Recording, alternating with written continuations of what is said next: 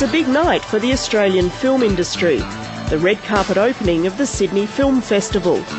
One of the world's oldest film festivals, this year Sydney has an added drawcard, a lucrative film prize which it's hoped will put the festival on a par with the likes of Cannes. I think it's absolutely fantastic. It's become very, very competitive to get those films fresh from Sundance, Berlin and Cannes, and having this hook, this wonderful prize, I think has brought hopefully some really talented, wonderful filmmakers and films to Sydney this year. But behind the glamour, there's discontent in the Australian film industry.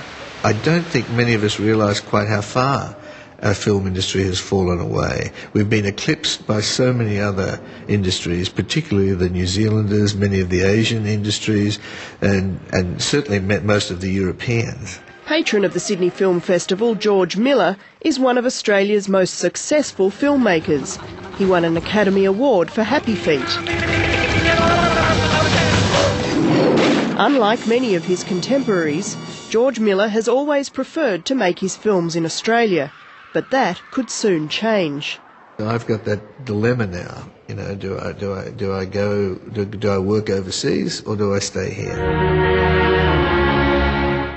The director has all but decided to take his $200 million blockbuster, Justice League Mortal, offshore, and thousands of jobs with it. Even though George Miller could have used a largely Australian cast and crew, because the idea originated in Hollywood, there are concerns it's not Australian enough to qualify for a generous 40% tax break. It was suggested that I was somehow the stooge of the American studios, that I didn't have enough creative control. This is taxpayers' money, and if the money is just paid across and goes offshore and doesn't have any long-term benefit to Australia, then you have to question why would you give them such a strong incentive. This is foreign investment which will educate our workforce on the foreign dime, not our dime. And that's the frustration. Now what happens is I go and, you know, I don't get to make many of these films. I go overseas. I'm growing someone else's talent pool. Meantime, everyone here is out of work.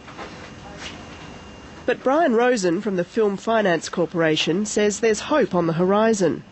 He believes the merging of the 3 federal film funding bodies into one agency will simplify the process for filmmakers. A producer can come in, a filmmaker can come in, they can get development money to develop a story. When that story is developed, they can then apply and get funding for production. So it's basically a one-stop shop. There's a sense that maybe it'll cut down running costs and that more money will actually go into producing films and to, you know, backing filmmakers. But you worry if it means there's only one ticket in town. My Brilliant Career mightn't win the award. Gillian Armstrong is one of Australia's preeminent filmmakers. Her first feature, My Brilliant Career, was nominated for the Golden Palm Award at the Cannes Film Festival. A long-time supporter of the Sydney Film Festival, Gillian Armstrong is president of the jury for the inaugural Sydney Film Prize. The awards attracted more than 300 entries from around the world. Oops. It's lovely. The whole idea of this competition is these films should be a little bit cutting edge and innovative, pushing cinema. Among the 12 shortlisted are 2 new Australian offerings. Matthew Newton and Nash Edgerton's feature film debuts are both in the running for the prize, worth $60,000 and a whole lot of kudos. It's great. It's fantastic, you know. It was like a little rocket that we built in our garage. Better known for his acting, Matthew Newton wrote, directed and acted in his low-budget feature, 3 Blind Mice. It's the story of 3 young Australian Navy officers who have 12 hours shore leave before they get shipped over to fight. And it's basically their journey through one night in Sydney and all the things they do before they have to go.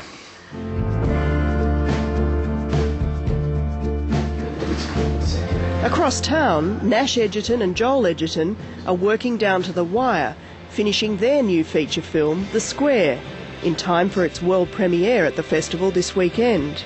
A guy in his sort of, 40s whose life slowly, unravels over a situation he gets into with a woman. Nash Edgerton has built his career as a stuntman and short filmmaker. His short film Deadline won Tropfest 11 years ago. It's a very universal story, we tried to make.